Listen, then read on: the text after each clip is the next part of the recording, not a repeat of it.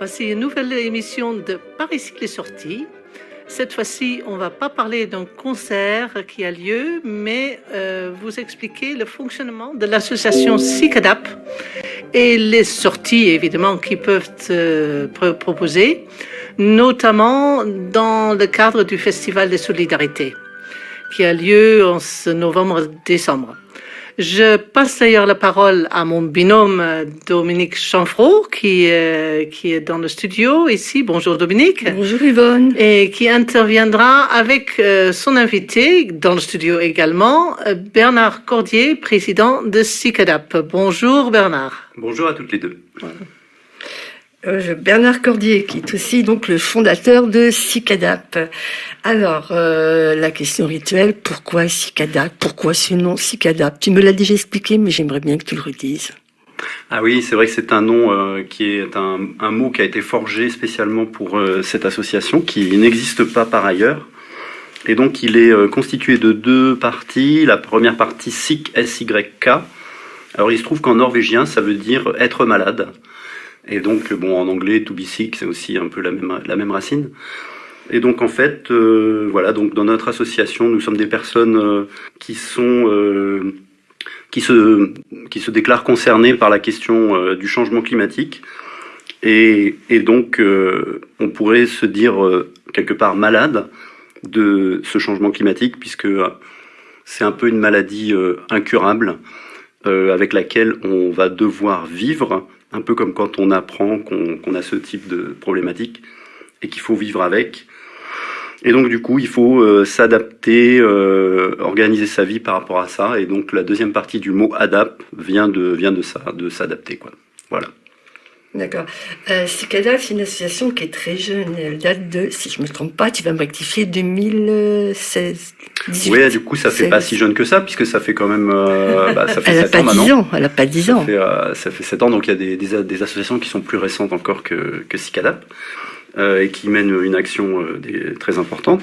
Donc nous, à notre échelle, à notre mesure, on essaye d'avoir des activités, on va dire, d'éducation populaire. Alors, qu'est-ce que ça veut dire? Ça veut dire déjà s'intéresser à toute personne qui souhaite regarder cette problématique et comment l'envisager. Donc, ça veut dire développer des connaissances, développer des savoir-faire, vivre des choses en communauté. Enfin, communauté, c'est un grand mot. Disons qu'on on se retrouve régulièrement en petits groupes pour avoir des activités, parfois sur plusieurs jours. Et donc on a un siège qui est une petite fermette qui permet ce type de regroupement. Voilà, donc c'est plutôt des activités qui sont proposées sur l'ensemble du département d'Eure-et-Loir. Oui, le siège est à Plancheville, au Gossenny. Exactement. De l'autre côté de Chartres. Donc CICADAP qui est reconnu par l'Éducation nationale. Alors oui, on a un agrément éducation nationale. On a aussi un agrément de la préfecture pour être reconnu d'intérêt général, ce qui nous donne la possibilité d'avoir avec nous des personnes en volontaire service civique. On a déjà eu plusieurs jeunes dans cette situation. C'est très intéressant d'avoir des jeunes comme ça qui travaillent avec nous. Après, il faut avoir aussi des missions intéressantes à leur proposer. Donc là, actuellement, nous n'en avons pas actuellement, mais ça pourrait être le cas à nouveau prochainement. Et donc, il a conçu une association qui conçoit des supports pédagogiques et éducatifs qui apportent une réponse aux attentes des écoles et des partenaires dans le domaine de la sensibilisation au changement climatique. C'est quand même ça le principal, je crois. J'aimerais bien savoir, donc 7 ans, ça fait 7 ans qu'elle existe cette association, tes plus beaux souvenirs depuis 7 ans? Il y en a beaucoup. Effectivement, c'est beaucoup dans le domaine des relations avec les écoles, puisque on a eu jusqu'à une certaine année, je crois que c'est en 2019 ou 2020, je me souviens plus. On a eu jusqu'à une centaine d'animations programmées dans l'année, donc c'était quand même un programme assez soutenu. Chaque animation durant une demi-journée à peu près, puis il y a du temps de préparation, il y a la conception, comme tu disais, des supports pédagogiques. On a une dizaine d'animations différentes qui sont proposées dans les écoles.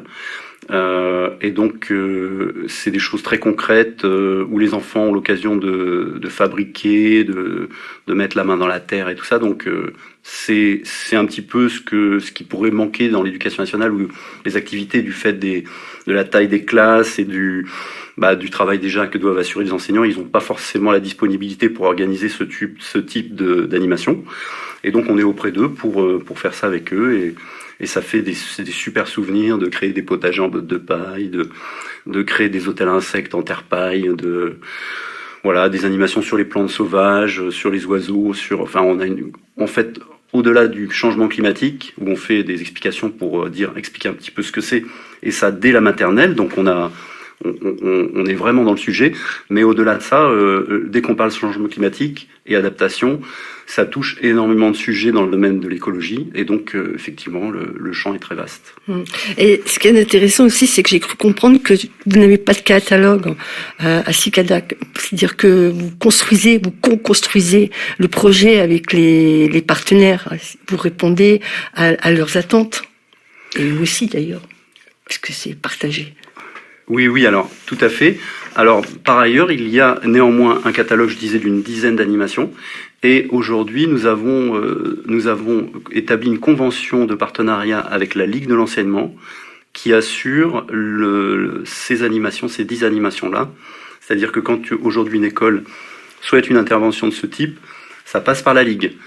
Et c'est Adèle Venard, donc, qui a été volontaire service civique avec nous il y a 2 ans, qui assure les animations. Elle a fait ça pendant son temps de volontariat avec nous, donc elle a vu l'esprit dans lequel nous étions.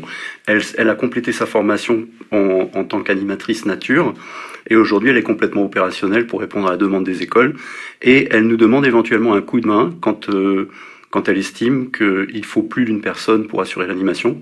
À ce moment-là, on se porte volontaire auprès d'elle pour assurer cette animation.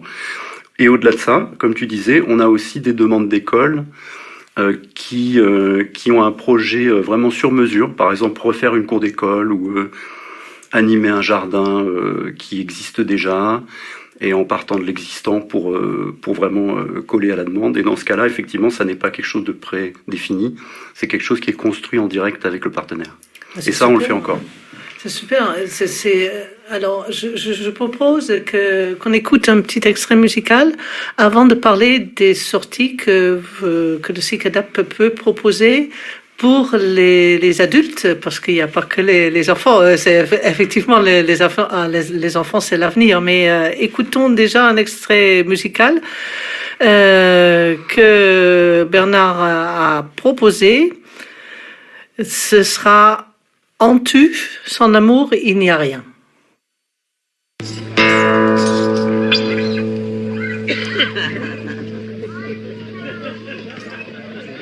Son amour, il n'y a rien, oui.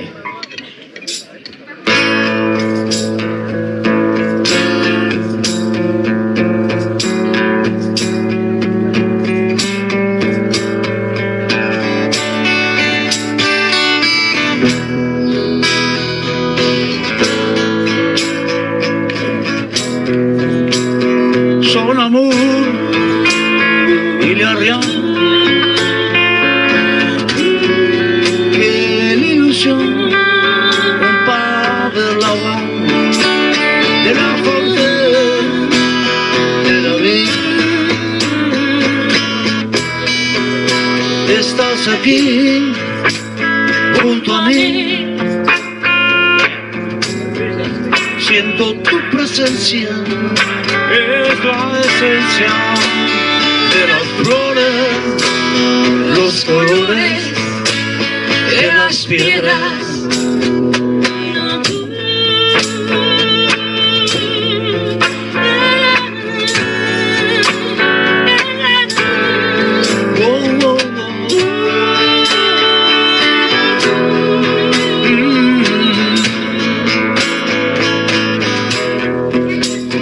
Corazones que palpitan en tu seno, en tu seno.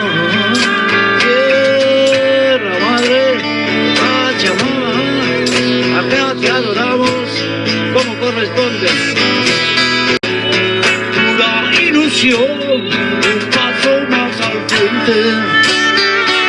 puente de la vida. Estás aquí junto a mí. Siento tu presencia, esa esencia de las flores, de los colores, de las piedras.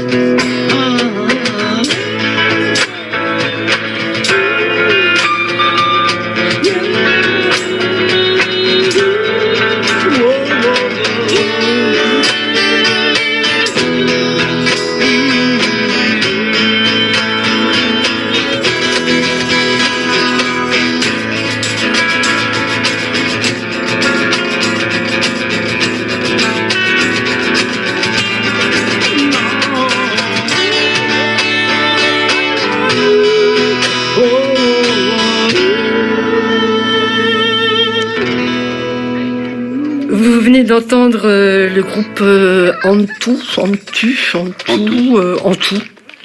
Bon, c'est en langue malpuche. Je sais pas ce que c'est comme langue. Et donc je disais que ça voulait dire le soleil. Le soleil qui réchauffe le cœur et illumine l'esprit.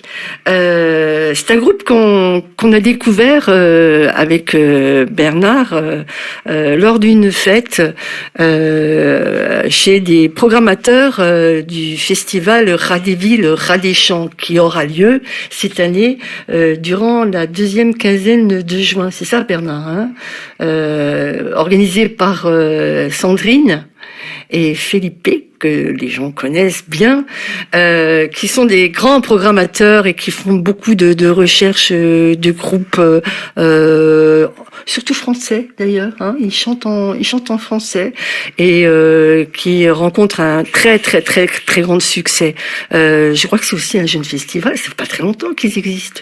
Le festival Radéchamps. Ouais. Je pense que ça doit être la 4e ou 5e édition. Ouais, c'est ça. Et pour y avoir participé, il y a énormément de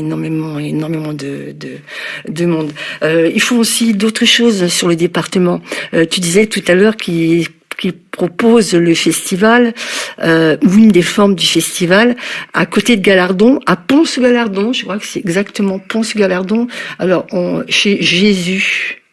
Alors, oui, j'ai pas encore eu l'occasion d'y aller, mais j'en ai beaucoup entendu parler. Et donc, en fait, l'idée que Sandrine et Felipe ont quand ils organisent des programmations, c'est de faire venir des artistes qui viennent un peu de toute la France et qui, pour que le déplacement soit intéressant pour eux aussi, organisent différents rendez-vous dans la région. Du coup, sur un week-end, il peut y avoir 3-4 programmations en des lieux différents. Donc à la fois au Radéchamps, peut-être à Galardon, peut-être encore en d'autres lieux du département. Rien à voir avec le festival les Orties, festival Horti, c'est ça? Horticulture. Horticulture, non. Alors le festival Horticulture a eu une première édition cette année au mois de mai à la ferme de Virginie Bouchard à Tremblay-les-Villages. Il y aura peut-être une nouvelle édition. C'est pas écrit encore, donc je peux pas m'avancer à ce niveau-là. Mais pourquoi pas, oui, tout à fait, surtout sur ce lieu magique de la ferme de Virginie. Très beau. Et donc nous avons aussi eu l'occasion d'entendre la conférence gesticulée sur l'autoroute. Et donc Cicada prépare une deuxième conférence gesticulée qui ne tombera pas à l'eau, mais c'est sur l'eau, hein, qu'on pourra voir lors du festival. Alors ça fait beaucoup de festivals, hein, tout ça, hein, on est là dans un moment festivalier avec le festival donc qui s'appelle le festival des solidarités, et on pourra donc voir cette conférence gesticulée à l'amphithéâtre du lycée France et Stock à Minières le mardi 21 novembre à 19h. Sur l'eau. Moi, personnellement, j'avais compris que Cicadap, c'était surtout des films. L'année dernière, vous aviez fait un festival de films. Maintenant, on passe à autre chose à Cicadap. Hein. Alors, le festival de films, c'était le festival Clapadap, donc qui a été organisé l'an passé. c'était l'initiative d'un volontaire service civique, Bastien Jouini, qui était avec nous l'an passé, et qui avait eu envie de monter ce festival. Lui, étant Droué, il connaissait très bien le festival Regarde ailleurs, Oui. qui existe à Dreux, Oui. qui est un très beau festival avec qui présente des superbes films. Et donc, il a souhaité monter son petit festival avec nous, avec CICADAP.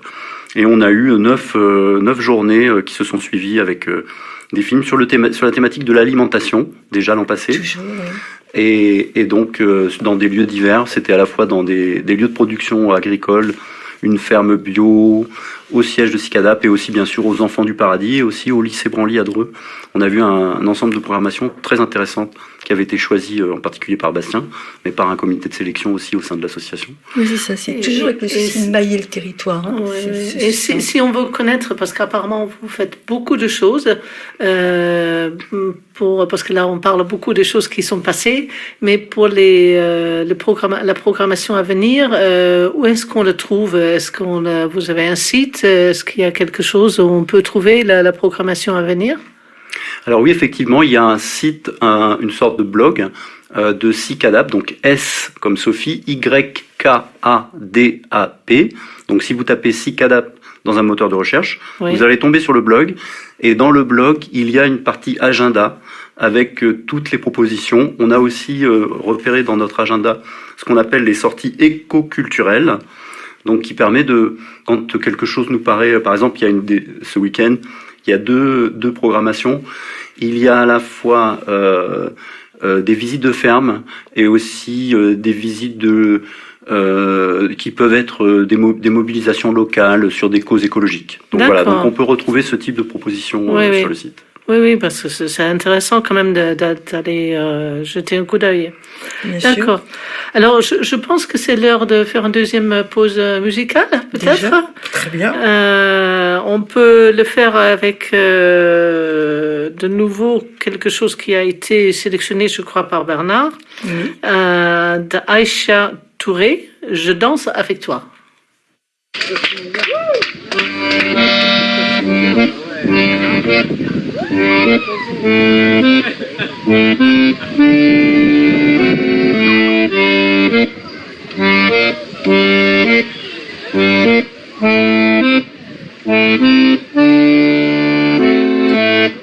J'ai fait tout ce chemin juste pour te dire, je danse avec toi. Juste pour te dire, je danse avec toi.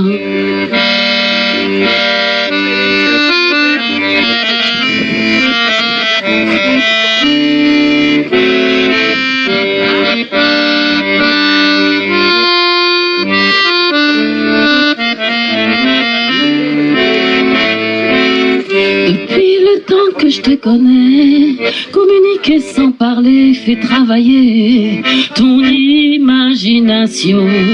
Je pourrais te dire de belles paroles, te mentir, te faire rêver, mais ça n'apporte aucune solution.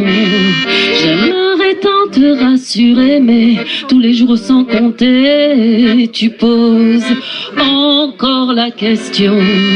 Je ne peux pas te promettre plus car je suis déjà fiancée à ma liberté, mais c'est dans tes bras que je me love, c'est dans tes bras que je suis bien. Je danse avec toi, dans tes bras que je m'endors, dans tes bras que je reviens. Je danse avec toi.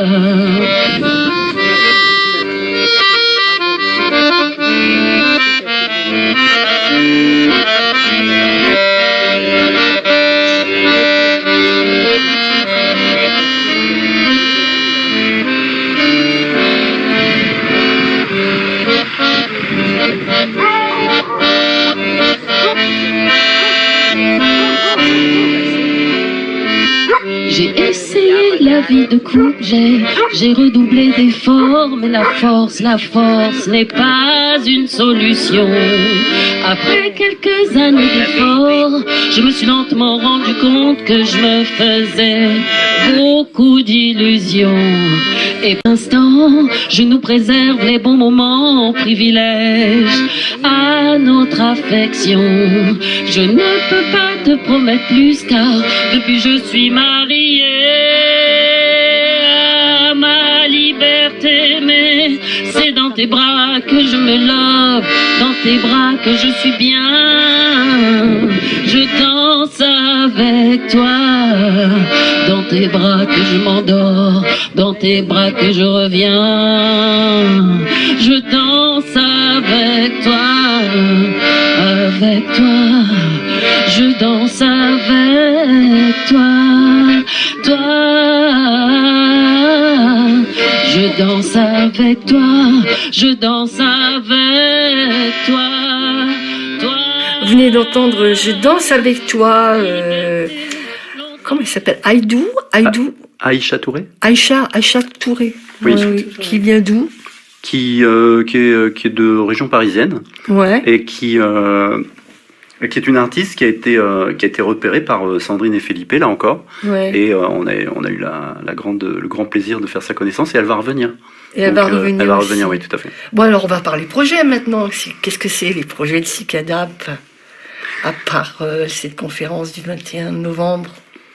Alors, les projets, c'est les activités dans les jardins partagés que nous avons avec CICADAP, donc il y en a plusieurs. Donc là, en ce moment, nous sommes en train de mener une réflexion au sein de l'association pour constituer quelque chose que nous n'avons pas encore fait. On s'est rendu compte de ça, ça nous a d'ailleurs paru un manque. Et on travaille dessus en ce moment sur une forme de règles de vie commune, on va dire, puisque quand on est dans une association avec une 50aine de personnes adhérentes, il faut arriver, avec beaucoup de diversité chez ces personnes-là, il faut arriver à trouver quelque chose qui exprime à la fois nos objectifs et nos valeurs, et donc quelque chose sur lequel tout le monde se retrouve. Donc là, on va travailler tout début décembre pendant un week-end, on va avoir un week-end de réflexion pour établir ce document. Donc ça, c'est quelque chose qui est important à faire. Par ailleurs, sur des actions très concrètes, je peux vous dire un petit mot sur l'action qu'on appelle le poulailler mobile. Alors ça, depuis peu de temps, depuis à peu près un an, on a organisé avec une remorque qui sert normalement à déplacer des choses, des ballots de paille ou des choses comme ça. Donc une remorque assez grande avec 2 essieux, fait 2,50 m de long au niveau de la caisse de la remorque, avec une bâche. Et donc dans cette remorque, on a organisé un petit poulailler. En fait, on déplace une petite troupe de 4 poules et un coq, et on les déplace à la fois dans les écoles. Donc la remorque peut rester 1 mois au sein d'une école. Nous, on apporte la nourriture et un petit enclos s'il y a besoin pour compléter. Et du coup, pendant 3 semaines, 1 mois, les enfants et les maîtresses ou les maîtres ont ce petit élevage directement devant leur fenêtre et récupèrent les œufs. Et puis on fait aussi une rencontre avec les élèves pour répondre à leurs questions, parce que souvent ça génère plein de questions de leur part sur comment un œuf donne un poussin et toutes ces choses-là. Et voilà, donc c'est vraiment quelque chose qui est formidable, qui marche très bien. Et on a par exemple une programmation à la crèche Les Petits Pierrots à Pierre, qui nous demande de mettre le poulailler mobile aussi à la crèche. Donc ça sera au printemps, dans les centres aérés, etc. Pas encore en EHPAD. Ah pourquoi pas, c'est tout à fait envisageable, surtout que c'est une forme de soin par les animaux avec les personnes, une médiation animale, tout à fait. Et alors on le propose aussi aux adhérents de l'association, c'est-à-dire que quand le poulailler n'est pas réservé dans un lieu type école, centre aéré ou autre, les adhérents peuvent aussi prendre le poulailler chez eux pour tester le fait d'avoir un poulailler qui donne un petit élevage. Donc souvent les gens y pensent et se disent comment réaliser ça.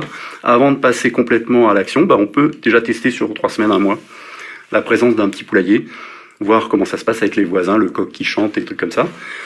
Et donc voilà, donc ça c'est une activité un peu innovante. Et garder les œufs. Bien sûr, garder les œufs, oui. Et c'est des bons œufs, hein, avec du bon grain qui vient de chez Gervais Rondeau, Ouais. ferme bio du sud du département. Donc voilà, cette organisation, et j'en dis un mot parce qu'elle est vraiment oui. sympa et Ouais, intéressante. ouais, c'est ça. Voilà. Et puis sinon, on a... C'est le système de la bibliothèque, quoi, en fait. C'est-à-dire qu'on peut Voilà. emprunter exactement, ouais. un poulailler Ouais, ouais. du vivant. Oui, oui, C'est tout à intéressant. Ouais, là. Tout ça, c'est sur le site, hein, donc de Oui, Cicadap. oui. Si vous voulez des renseignements, vous trouvez ça sur le site. D'accord. Et je reviens un peu sur le 21 novembre. Dominique, tu as Oui. parlé d'une conférence avec un mot, je sais plus. Une conférence gesticulée. Qu'est-ce que Gesticulée. c'est une Voilà. conférence Qu'est-ce que c'est une conférence gesticulée? Est-ce que tu peux expliquer, soit Dominique, soit Bernard? Non, vas-y. Alors oui, une conférence gesticulée, c'est pareil, si vous regardez sur un moteur de recherche, vous allez trouver des liens vers ce type de support. Il y a Franck Lepage, qui est la référence incontournable de la conférence gesticulée, qui avait énormément de choses disponibles en vidéo sur la chaîne YouTube et qui sont formidables à écouter. Alors l'idée d'une conférence gesticulée, c'est d'apporter un éclairage sur une thématique et de mêler ce qu'on appelle du savoir chaud, c'est-à-dire quelque chose qui vient de notre vécu, avec du savoir froid, c'est-à-dire quelque chose qui est du savoir, pas encyclopédique, mais disons général sur le sujet en question. Alors par exemple là, la conférence gesticulée qu'on va proposer au lycée Franz Stock à Minières, donc mardi 21 novembre à 19h, c'est une conférence gesticulée sur la thématique de l'eau. Alors l'eau, c'est très vague, c'est très vaste, on va dire. Et donc, il a fallu regarder comment cette thématique se décline pour nous, en savoir froid et en savoir chaud. Alors, en savoir froid, moi, j'ai donc travaillé le sujet en regardant un ouvrage qui est un ouvrage de Daniel Zimmer, qui a publié L'empreinte eau. Donc, c'est un ouvrage qui est disponible. On peut même le télécharger sur Internet. Il a été publié en 2013. Et donc, dans cet ouvrage, il définit 3 concepts, l'eau bleue, l'eau verte et l'eau grise. Donc, c'est un petit peu sur cette thématique-là que on va développer le sujet. Et donc, par rapport à une situation qui est proche de nous, je vais aussi donner un éclairage sur la situation des agriculteurs en Beauce, qui sont bien sûr confrontés à la problématique de l'eau pour l'irrigation. Et donc ça, c'est en train d'évoluer fortement en ce moment, puisque la ressource en eau devient un petit peu limitée. Et donc du coup, comment faire quand on va avoir en 2024 75% de quota d'eau en moins par rapport à 2022? Comment faire pour continuer à faire de l'agriculture?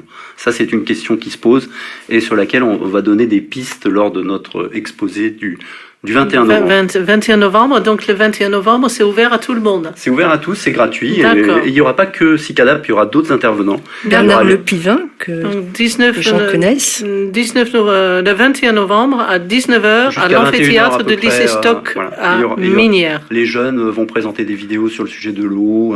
Ça sera la thématique de l'eau pour la soirée, mais avec D'accord. différents intervenants. Il y D'accord. aura- Dans le Super. cadre du festival alimentaire. Alors, je propose de conclure l'émission là-dessus. Et avec une musique, on peut peut-être passer à la musique classique. Et je pense quand même très fortement à Beethoven avec sa sa symphonie pastorale, qui était quelques siècles avant déjà. Il parlait de la nature, donc je pense que c'est important. Donc merci Bernard, merci Dominique, et à très bientôt.